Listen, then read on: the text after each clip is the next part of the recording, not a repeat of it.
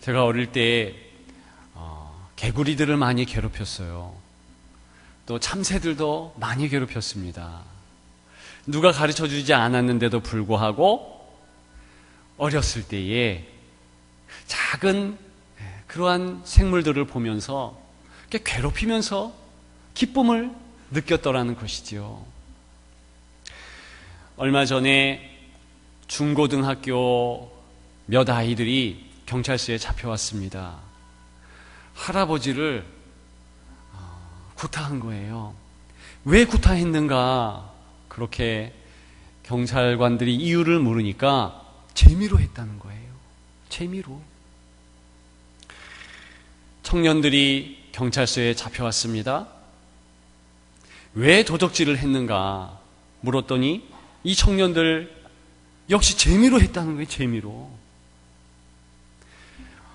어릴 때 그리고 중고등학교 청년 때만 그런 죄의 기쁨을 누립니까?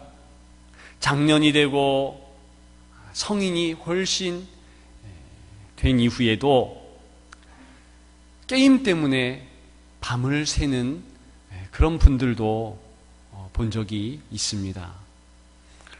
또 어디 강원도 정선 이런 곳에 뭐 하는 거 있잖아요.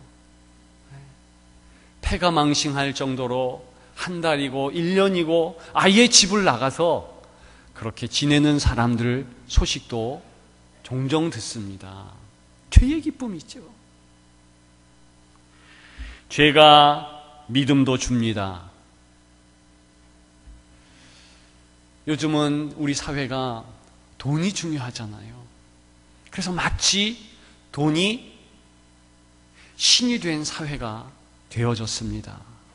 성경에도 이렇게 힘센 돈의 위력 때문에 그 돈을 만몬이라고 하지 않습니까? 만몬신이 된 거예요. 여러분, 또 죄가 믿음을 줄 수도 있다는 것입니다. 사랑을 줄 수도 있다는 것입니다. 죄가 사랑을 주고 또 죄가 일치 단결도 줄 수 있다는 거예요. 바벨탑 사건을 보게 되면 왜 인생들이 모였습니까? 하나님보다 더 높아지려고. 그때는요, 누구나 다른 목소리 내지 않고 한 목소리로 똘똘 뭉쳤다는 것이지요. 소돔과 고모라 성의 사람들이 죄 짓는 일에 마음을 다 했습니다. 일치단결했어요. 그리고 사람들을 괴롭히고 했다는 것입니다. 우리들이 잘 알고 있는 요셉의 형들은 또 어떤 모습을 보였습니까? 그들 또한 한 마음 한 뜻으로 자기 동생을 팔아먹는 일에 마음을 모았다는 것입니다. 죄가 사랑도 주지요? 예. 잘못된 사랑, 불륜이 있고 또 동성애가 있고 그렇습니다. 얼마 전에는 인천에까지 동성애 축제를 한다고 그런 기사를 보았습니다. 사진을 보니까 아주 사진에 Love is love 그러면서 여자 둘이가 같이 이렇게 어깨동무하는 그런 사진을 보았습니다만 사진 자체로 보면 아주 구도도 좋고 이쁘게 찍었더라고요. 그러나 잘못된 사랑이 아니겠습니까? 그렇게 죄는 비록 잘못됐지만 사랑도 줄 수 있다는 것입니다. 권세도 줘요. 공중 권세 잡은 자, 그가 사단이 아니겠습니까? 가인이 동생 아벨을 돌을 들어 이제 쳐서 죽일 때 보게 되면 심판자의 하나님의 권세를 자기가 가진 것입니다. 그리고 내가 분노했다는, 그리고 시기심이 생겼다는 그 내용으로 그 동생을 그렇게 비참하게 죽일 수 있다는 것입니다. 저와 여러분 살아가고 있는 이 현실은 어떻습니까? 내가 심판자의 권세를 가지고 있는 겁니다. 아무리 다른 사람, 아무리 사회가 이렇게 얘기해도 내가 달리 생각하면 괜찮은 거예요. 아무리 남들이 잘못되다 할지라도 내가 옳다고 생각하면, 왜? 내가 심판자의 권세가 있으니까 그냥 아무데나 주차하고 며칠이 돼도 화가 났다고 가져가지 않는 것입니다. 여러분, 이쯤 되면 죄는 종교의 대용물이 됩니다. 실제로 욕심으로 우상 숭배를 하게 되며 하나님이라 할지라도 내 뜻으로 재단해서 그렇게 만들어 버릴 수 있다는 것입니다. 하나님 떠난 백성은 당연히 이런 짓거리를, 죄에게서 위안을 받는 그런 짓거리를 하게 되어 있습니다. 왜냐? 하나님께서 지속적으로 위안을 주셨는데 이제는 하나님을 완전히 떠나버리면 어디에서 위안을 찾겠습니까? 스스로 만들어야죠. 스스로 창출해야죠. 그래서 잘못된 그러한 위안에 탐닉하게 되는 것이었습니다. 그러나 이 유익은 모두가 가짜 유익입니다. 반드시 사망, 반드시 멸망으로 결론짓게 되어졌습니다. 그렇죠. 죄의 삭은 사망이라 성경은 우리에게 정확하게 가르쳐주고 있습니다. 오늘 본문은 이런 죄인을 그냥 두시지 않으시는 하나님의 손길이 주제입니다. 하나님께서 어떻게 하십니까? 손을 번쩍 들고 채찍으로 징계하십니까? 아니요. 오히려 하나님께서는 사랑하신다는 거예요. 하나님의 사랑이 오늘 본문의 주제라니까요. 첫째는 하나님의 사랑, 끝까지 붙잡는 사랑이에요.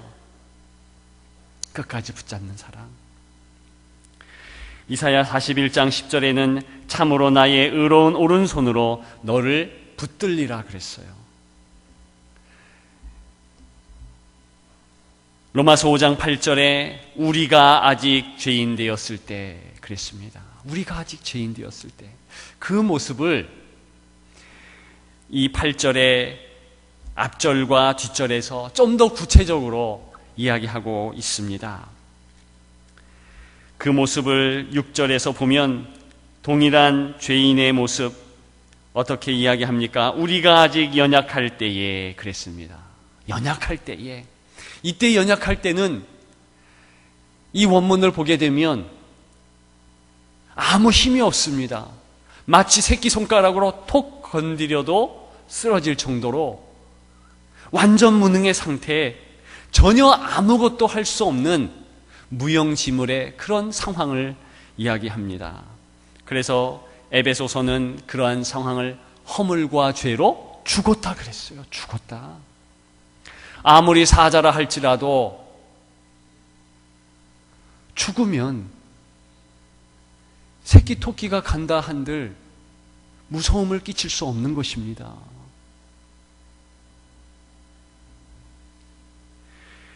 허물과 죄로 죽었다. 그렇게 가장 연약한 모습, 그것이 죄로 죽어있는 죄인의 모습인 것입니다. 또 6절 하반절에 보면 그 모습을 경건하지 아니한 자, 그렇게 얘기합니다. 그것은 하나님과 완전히 단절된 모습. 하나님이 아무리 사인을 보내도 알아들을 수가 없네요. 또 하나님 앞에 나아갈 수도 없는 처지, 그런 처지를 이야기합니다. 죄인된 모습을 또 설명하기 위해서 7절에는 의인을 위하여 죽는 자가 쉽지 않고 선인을 위하여 용감히 죽는 자가 혹 있거니와, 그렇게 말해주고 있습니다. 이때 의인을 위하여 죽는다 할 때 그 의인은 우리 사회와 또 국가를 위해서 마음을 다해서 어떤 공적을, 어떤 업적을 내놓은 사람을 의미합니다. 아무리 훌륭해도 그 사람 때문에 내 목숨을 내어줄 수는 없는 거예요. 여기 나오는 선인은 누구입니까? 이 선인은 성경에 나오는 사마리아인과 같이 이제 친절과 선행을 쓰러진 이에게 베푸는 그런 모습을 바로 나에게, 여러분들에게 베푼 것입니다. 그러면 10,000명 중 1명, 1000명 중 1명, 100명 중 1명은 그 은혜 때문에 자기의 목숨을, 우리의 목숨을 이렇게 대신 줄 수 있을 수도 있겠습니까? 그걸 얘기하는 거예요. 혹 있거니와. 우리 황효림 목사님이 얼마나 헌신적입니까? 근데 담임 목사를 위해서 목숨을 내놓아라, 그럴 때 내놓을 수 있겠습니까? 가만히 계시는데. 여러분, 그건 쉽지 않은 거예요. 쉽지 않은 거잖아요. 그런데 하물며 지금 죄인 중에 괴수예요. 너무 연약한다, 이 얘기는 아무 쓸데가 없습니다. 게다가 하나님을 완전히 떠났어요. 단절이 되었어요. 경건치 않은 자. 그리고 심지어는 성경에 뭐라고까지 얘기하냐면 10절에 보면 원수 되었다 그랬어요. 원수. 그냥 소극적으로 하나님을 반대하는 것이 아니라 이제는 적극적으로 안티 하나님이 된 것입니다. 하나님이 싫다고 우상을 만들어서 대적을 하는 거예요. 하나님 어떻게 하셔야 되겠습니까? 그냥 놔둬야 되겠습니까? 놔두시는 정도가 아니라 끝까지 붙잡으신다는, 하나님의 사랑을 지금 나타낸다는 것이 아니겠습니까? 엄청난 사랑입니다. 그렇게 저와 여러분들을 붙잡아 주신다. 이것이 성경의 증언인 줄을 믿습니다. 얼마나 그 사랑이 큽니까? 그래서 이 기독교의 사랑은요, 다 먼저 주신 그런 헌신의 사랑이에요. 제가 보니까 다른 종교들은요, 뭔가 인생의 헌신, 뭔가 사람이 해야만 하는 그런 내용들이 있습니다. 예컨대 우리 선조들이 기도하는 모습을 보면 천지신명께 비는데, 그것도 꼭두 새벽에 정한수 떠놓고 목욕한 후에 비나이다 비나이다, 천지신명께 비나이다, 그렇게 정성을 다해야 되는 거예요. 그런데 희한하죠? 그렇게 비는 대상은 누가 되든지 상관없는 거예요. 어떤 귀신이 와도 상관없어요. 내 정성에 감동해서 누가 됐든, 부엌신이 됐든, 무슨, 제가 예전에 살던 동네에는 목멱신이 셌어요. 목멱신.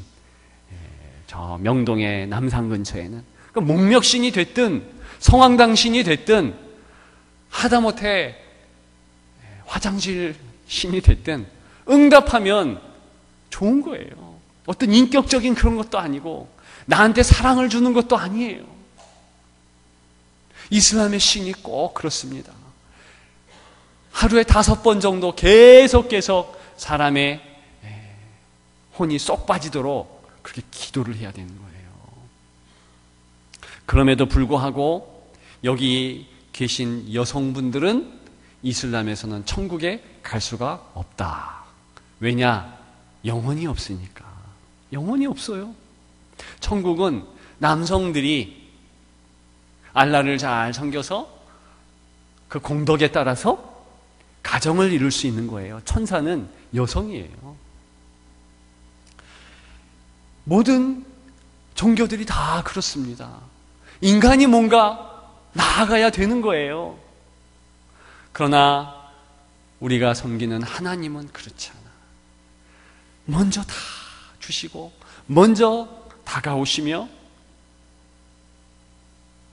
사랑이 많으신 그런 모습을 우리에게 계속 보여주신다는 것입니다.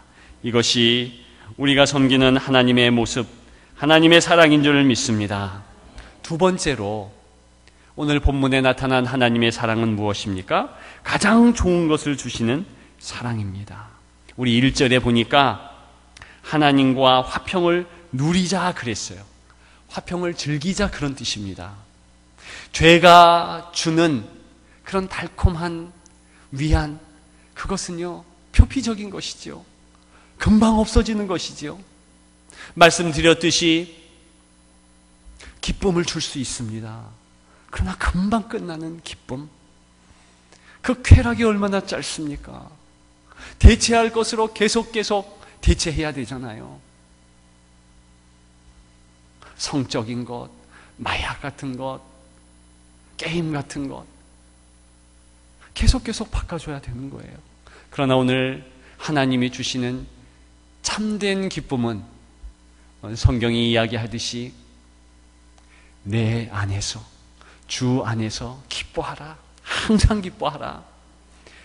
여러분, 이것이 얼마나 큰 은혜입니까? 기쁨만 그렇습니까? 참된 사랑이 있잖아요. 이미 하나님께서 이렇게 계속 붙잡아 주시는 그 은혜, 그 감격, 그것이 사랑인 것이요.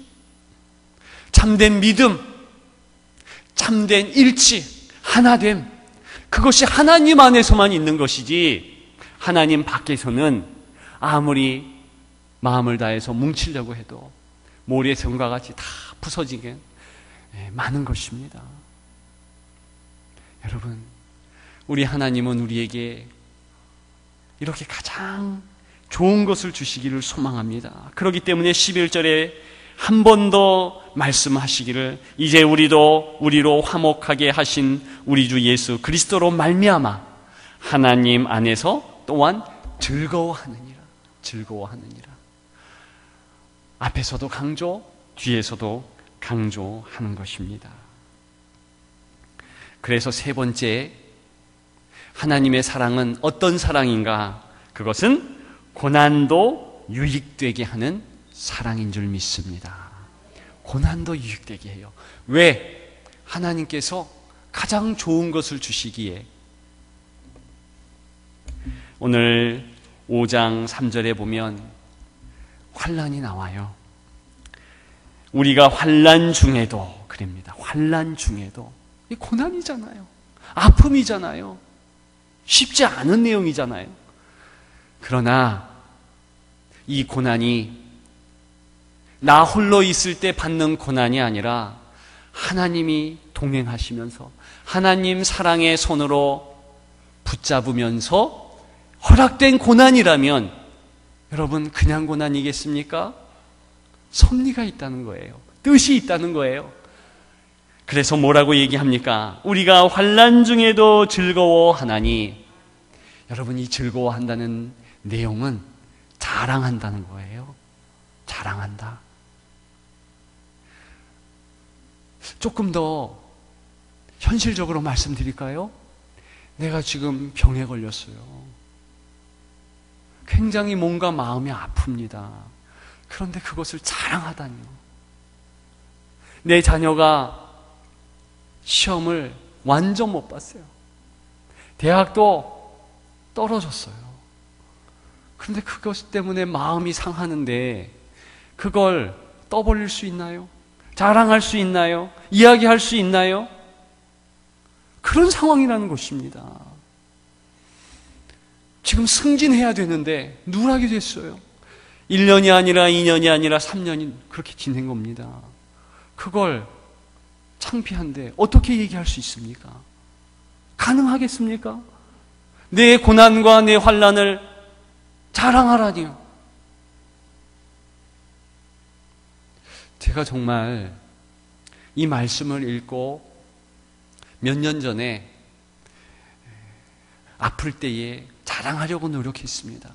참 사람이 이상해지더라고요. 사람이 이상해져요.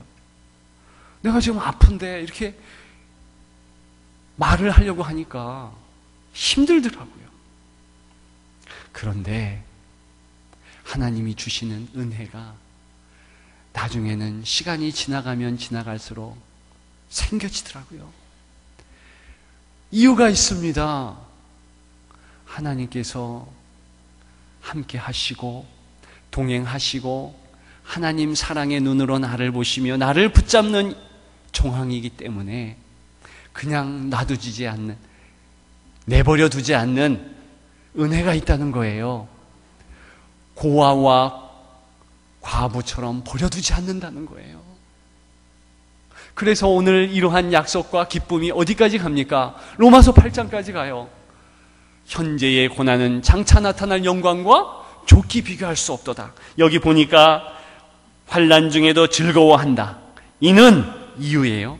환난은 인내를 낳고, 인내는 연단, 연단은 소망을 이루는 줄 알미니라. 소망을 갖게 된다는 거예요. 어떤 소망입니까? 예수 그리스도에 대한 소망입니다. 그분이 나를 주장하여 주실 것이다. 그분이 내 지금 환난 비교도 할 수 없을 만큼 영광스럽게 역사하여 주셔서 현재의 고난은 장차 나타날 영광과 좋게 비교할 수 없도다. 그렇게 고백하게 하시고 모든 것이 합력하여 선을 이루도록. 이때 선은 좋은 것이에요. 하나님 보실 때 가장 좋은 것으로 결론짓게 하신다. 여러분, 이것이 성도의 정황인 줄 믿습니다. 그렇기 때문에 우리는 고난 앞에서 당당한 것입니다. 비록 그 고난 때문에 내가 눈물 짓지만, 그러나 보리라, 이 고난을 통해서 하나님께서 나를 성숙되게 하시고 가장 좋은 것으로 갚아주신다. 오늘 본문 가운데 8절에 우리가 아직 죄인 되었을 때에, 가장 하반절에 자기의 사랑을 확증하셨느니라. 과거로 끝나잖아요. 확증하셨느니라. 우리말에는 과거잖아요. 그러나 원문은 과거가 아닙니다. 과거와 계속 반복되는 내용이 나오는 거예요. 과거의 확증으로 끝난 것이 아니라 지금도 하나님께서 확증하고 계신다는 것입니다. 그렇다면, 지금 확증하면 내게 고난과 아픔과 어려움이 있습니다. 그 고난이 어떻게 된다는 거예요? 하나님께서 만져주심으로 바꿔주신다는 약속인 거예요. 이것을 붙잡고 나아가는 저와 여러분들이 더욱 되기를 주님의 이름으로 축원합니다. 세 가지로 하나님의 사랑, 오늘 본문을 통해서 주신다 그랬습니다. 첫째는 끝까지 붙잡아 주시는 하나님, 그 사랑. 두 번째는 무엇입니까? 가장 좋은 것 주시는 하나님의 사랑. 마지막 세 번째로는 따라서 고난도 유익되게 하는 사랑. 우리가 그 사랑을 붙잡고 오늘도 순례의 길, 넉넉한 승리로 하나님께 감사하며 나아가는 저와 여러분들 되시기를 주님의 이름으로 축복합니다. 축복합니다.